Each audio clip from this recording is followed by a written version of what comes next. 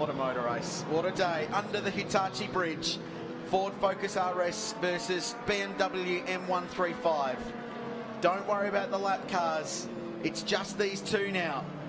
They've got Bathurst to themselves to fight it out for the Hi-Tec Oils Bathurst 6 Hour. It's a brilliant restart from Luke Searle. Mostert has to defend straight away. Move to the middle of the road. They'll turn into turn one. Chaz trying to feel the tyre pressure in the Hancooks. Searle using all of the road at Hell Corner. And up the hill they go. That's the DPO squad watching on. Mostert on the inside of the racetrack. He's got a BMW in his tow. Luke needs to be smart about this. You've got time and you've got clear racetrack. And you know you're better down Conrod. Griffin's Bend. Let's see what Mostert does across the top. Nothing short of spectacular across there today. The liberties he's taking with lap cars paid off before. It got him margin. It won't help him now. We know the Focus is better across there, but we know the BMW coming down the hill will be stronger. Searle was using all the exit road then coming out of the cutting, and he used it as well coming out of Griffin's Bend. You can see though, this is where Chaz Mostert is going to make up his time. You watch him going over at the top into McPhillip. It's going to be sideways. You betcha, there it is. He tips it in the left-hander. He'll use a bit of exit ripple strip here, and that margin is now starting to expand, as you would expect, as they come down the hill once again. The worst cutaway in history. The teams hate that. They absolutely hate it. We love it. Entertaining for us. Oh, gee, Luke just got the thing stopped into the dipper there. It looked like he understeered a bit. Mostert pulling away, Brian. He's not going to be close enough, is he? By the time they get down to the chase, the Focus is too good going across the top of Mount Panorama. It's just that commitment he's got across there. The way that car is hooked up. Out of the elbow they go. Let's watch down Conrod. The BMW is a couple of k's an hour quicker in a straight line, but Mostert may have just broken the back of this race by being the most committed he's ever been across the top of the mountain. There's 8 minutes and 45 seconds to go. And the defending champions have found themselves back in front from one of the teams that have supported production car racing for a very long time. The Roadkill Express crew out of Newcastle. They're P2. Mostert with a little bit of breathing room.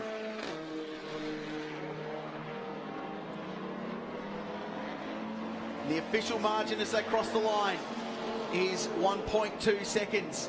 And it's a 2:25.9 for Chaz Mostert. It's his fastest lap of the motor race on the restart. That is an extraordinary lap time. To a 2:26.9 for Luke Searle. So Mostert punches out his car's fastest lap, the lap after a restart on cold Hankook tyres. That is amazing. The shot of Nathan Walker was like, get out of here, Chaz. That's nuts. That is absolutely incredible. But that's what he needs to do at the moment to hold this race. And you can see already that margin from what it was a lap ago has certainly extended. And Mostert now is starting to put his ascendancy on this race with only, well, 7.5 minutes to go. I tell you what, Ryan Simpson's catching Devarshan Padiachi as well. So the number 7 Mitsubishi's hauling in the number 29 Merc for the final spot on the podium. So that might yet be up for grabs yet. Not that this leading battle's done with either. And they will get traffic. You can almost bank on it. The leaders just crossed the start-finish line now, and these guys are up at the John Hinksman Vista. So it'll be a lap or two, but they're going to get there before the end of the race. Just to throw another curveball into it, it's going to be intense. And it's going to be ebbing and flowing like you could not believe. If anything, Chaz needs to build that margin now, because by the time they do hit lap traffic, then that might just evaporate, and that's where, again, he'll need to be forceful. I can't believe that lap from Chaz. You don't often see in endurance races the fastest lap set right at the very end, especially in production car endurance racing. But that's what he's done. What a testament to this crew, the DPO squad. We heard from Bob Riley early on. Nigel Bolling, who's built more than his fair share of production cars over the years, and Barry Morecambe and the team have put together a really strong program. This is the longest this car's ever run. It did a shakedown at Wakefield Park before this weekend, and that's about it.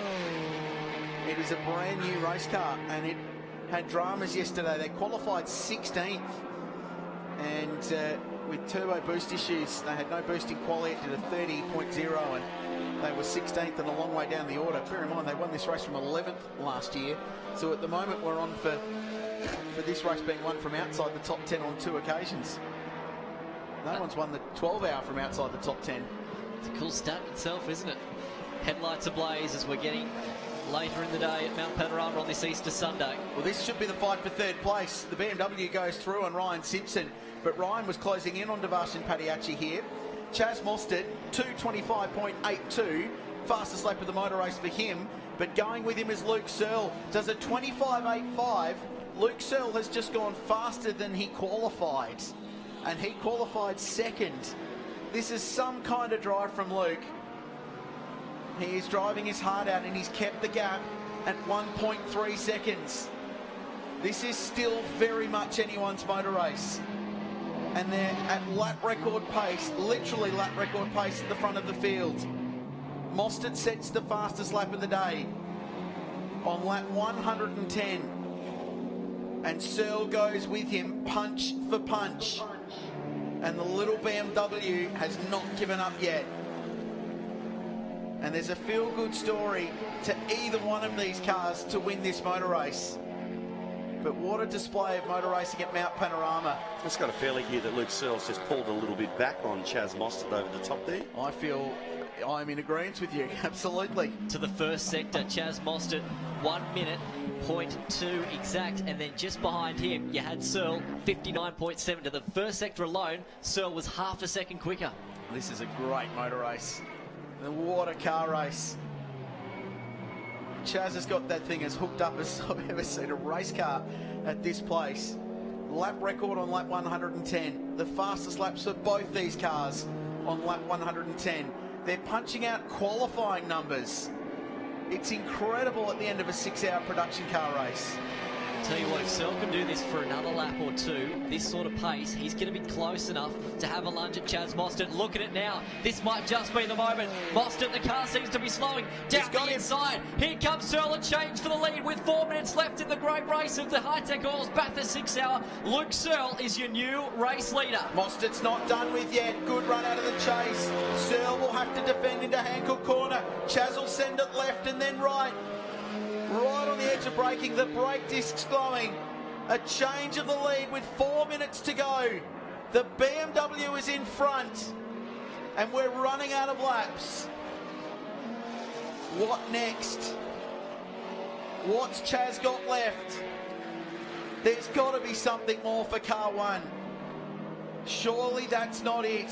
From everything we've seen from them today, from passing lap cars on the grass at the Metal Grate, he will have another go. If he can get a good run across the top, he will have another go. Forest Elbow might just have to be the moment for him as they turn it back into Griffin's Bend once again. Not too much time left in this race. How much has Chaz Mostert got left in this car to have a lunge at Luke Searle? I tell you what, he pushed hard at the restart to get a margin across the top. He's going to have to push even harder this time by. Luke Searle has driven the race of his life, and he's about 3 minutes away from a race win at Bathurst. Right, Mostert, this is where that car's better. What's he got? On the lap record pace at the end of the Hi-Tec Oils Bathurst 6-hour. And an extraordinary day on the mountain. He's reeled him in a little bit. He's reeled him in a little bit more. But will he be close enough to have a go at the elbow? That's the only place I can think of. He's just going to have to send it down the inside and then hope that he can hold on down Conrod Straight. But I don't know if he's got enough. The only benefit now, if anything, is he's going to have a little bit of a slipstream coming down Conrod Straight, so it might just help the top end speed ever so slightly for Chaz Mostert. He's certainly not close enough at the moment, and time is running out. Chaz Mostert has led this race for the second half pretty well much, but with 4 minutes left to go, unfortunately, it's not within the ballpark for them right now. I'm wondering if something's happened to that car. It's just seemed to be losing speed as it goes down Mountain Straight. Obviously, the Beamer is quicker. But don't forget, gentlemen, the race for third place is still on as well. Yeah, it is, and Ryan Simpson's 1.9 behind Devarshan Padiachi. The BMW pulls away. The Focus is limping. What's going on?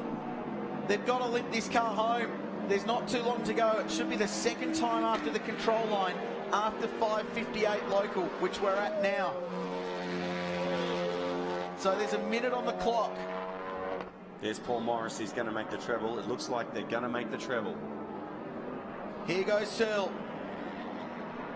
The gap has extended. Mostert across the line. It's 5 seconds. He's got to bring it home now. Mostert was near 60 kilometres per hour slower going down Conrod Straight that time by, so something is certainly not right at the moment with this #1 car. After 6 hours of racing just about, with checkered flag just about in sight, Chaz Mostert is limping this car home.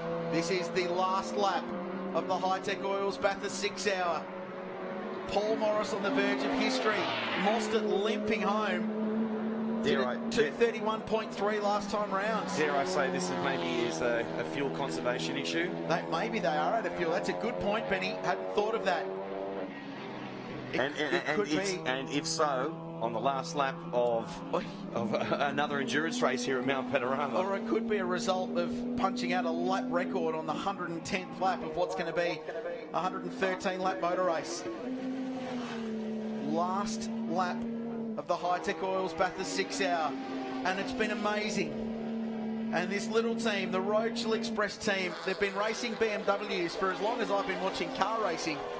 Back in the Super Touring days, Luke Searle would never qualify on a Saturday and would rock up on Sunday and start from the back of the field as a young guy and race his way to the front of the Independence Cup in that category. They've moved to production cars and they've raced sporadically, but nothing like this has come their way. And Paul Morris won the Super Cheap Auto Bathurst 1000 when we thought it would never be a thing, with Chaz Mostert in 14. He's won the 12 hour, and he's about to add a Hi-Tec Oils Bathurst 6 hour and be the first ever to sweep the major endurance races at Mount Panorama. The BMW heads down Conrod. There's the focus. And it's been an amazing day. And this is third place. That's for the final spot on the podium. Ryan Simpson throwing everything he can at the AMG. But the leader will be soon to the checkered flag for Luke Searle and Paul Morris and the Rochelle Express team. It's an amazing day at Mount Panorama. An unlikely result, but what a welcome winner. Luke Searle and Paul Morris win the Hi-Tec Oils Bathurst 6 hour with a pass for the lead in the final 5 minutes. And that man has won the Bathurst Triple. And that is a great motor race. What an effort, what an effort. Paul Morris, there he is on screen. Just loving every minute of this one. I tell you what, there's probably a fair bit of emotion attached to that one as well, because for him, this is a remarkable victory. His place has bitten him for year after years, and now all of a sudden he's got a couple of Bathurst wins to his name. Devashan Padiachi held on. He held out Ryan Simpson by half a second for the final spot on the podium.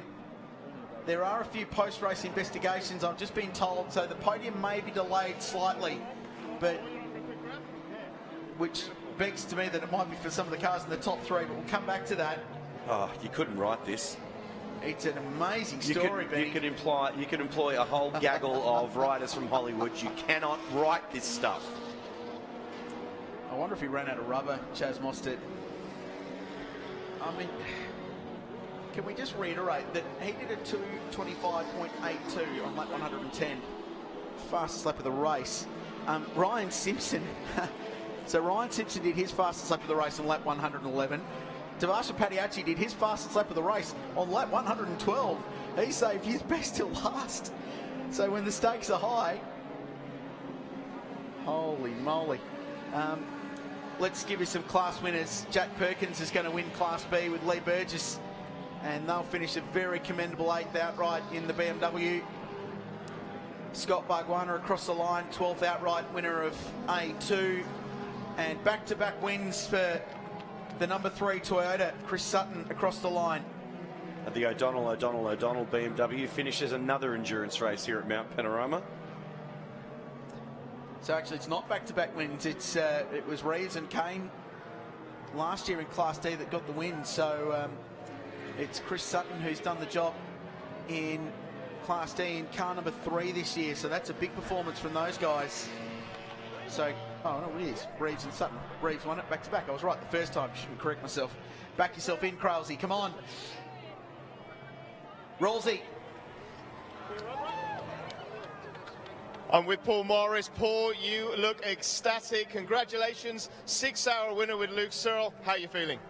Just stoked for Luke, really. He's one of Australia's best drivers, but he's one of those guys that slipped through the net, you know. He never quite got a professional drive, but man, did he wheel that car today. And we spoke before. You asked me, is he the right guy to have it in the car at the end of the day, and you just saw he was for sure. Did you think when he was behind Chaz after that safety car that he could actually win the race? Oh yeah, for sure. Like, it's never over till it's over here. I know what this place is like, and you only have to lead the last lap. And like, Chaz was just wheeling the thing through traffic, and the car was full drive, so he was using the grass and bits of curb, and you saw how good Chaz was. But we just had to, keep plucking away, and then. When that safety car came out and the tyres cooled down, we had a bit of a speak over the radio and just where we could make a little bit of time up in the car, and Luke adjusted his drive and dropped the hammer, and it was on. And you just further etched your name in motorsport history, especially Bathurst history. That is the Bathurst Endurance three-peat. Yeah, John Bow just said I've just won the Triple Crown, so that's pretty good. We'll call it the Triple Crown? Yeah, it's awesome. I can't believe it's good. So, and just, great place to come and race, and great bunch of guys. Look, all volunteers here. And to be able to put a bunch of guys together and work together as a team. Everyone's got day jobs, and you come here and win a car race like this. It's pretty cool. And you seem very emotional about the whole win. Oh, always emotional when I come here, so it's a pretty magical place. Well, let's wait for Luke to come in, and congratulations again. Thank you. Magical place, all right. Thank you, Rollsy. The mountain delivers once again. What a race. We're going to come back very, very soon. A quick break here at Mount Panorama for the conclusion of the Hi-Tec Oils Bathurst 6 Hour. Stand by.